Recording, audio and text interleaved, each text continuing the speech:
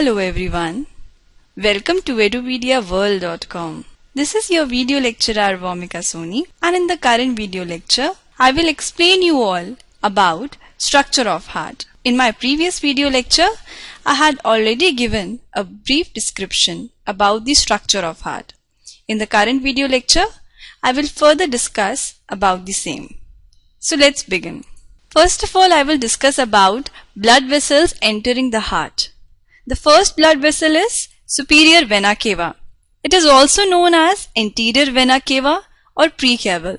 It carries deoxygenated blood from the upper half of the body, including head, chest and arms, to the heart's right atrium.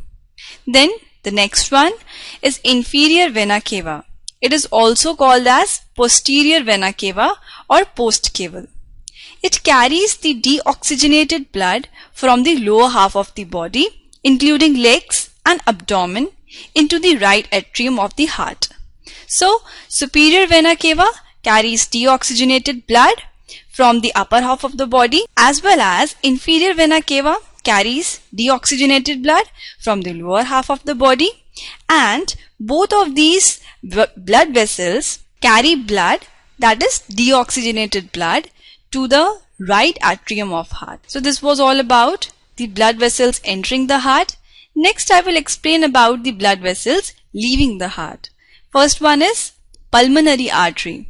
It arises from the right ventricle and carries deoxygenated blood to the lungs for the oxygenation purposes. Then the next one is aorta. Aorta arises from the left ventricle and carries oxygenated blood to be distributed to all the body parts. So, aorta is the one that carries the oxygenated blood so that it could be distributed to all the body parts. Whereas pulmonary artery also carries the deoxygenated blood, but it carries the deoxygenated blood to the lungs. And in lungs, oxygenation of the blood occurs. Next, we will discuss about coronary arteries.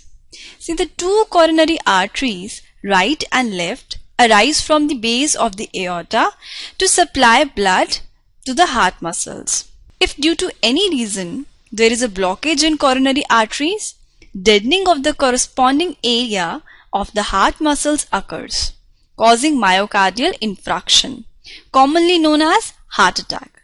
So, the main reason behind heart attack is the blockage in the coronary arteries. So you can see here how the coronary artery is getting blocked, and due to which heart attack occurs. Next is blood vessels entering and leaving the liver. Hepatic artery supplies oxygenated blood to the liver from aorta. Hepatic portal vein carries venous blood from the gastrointestinal tract to the liver. Next is the hepatic vein that carries blood from liver into the posterior vena cava. Then blood vessels entering and leaving the kidney. Renal arteries carry a large portion of total blood flow from the aorta to the kidney. Renal veins carry blood from the kidney into the posterior vena cava. So this was all about today's video lecture. Hope you have understood the concept properly. In my upcoming video lecture, I will discuss about the working of heart. Till then, keep watching to the videos of edupediaworld.com. Have a wonderful day ahead.